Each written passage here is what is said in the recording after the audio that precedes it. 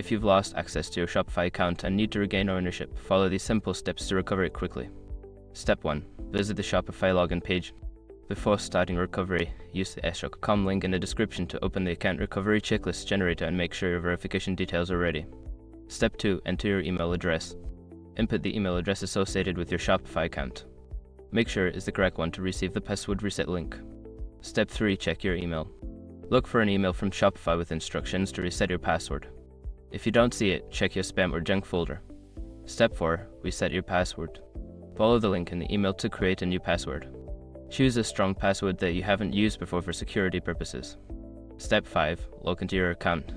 Return to the Shopify login page and enter your email and new password to access your account. Make sure to update your account settings if necessary. If you encounter any issues during the process, consider reaching out to Shopify support for further assistance.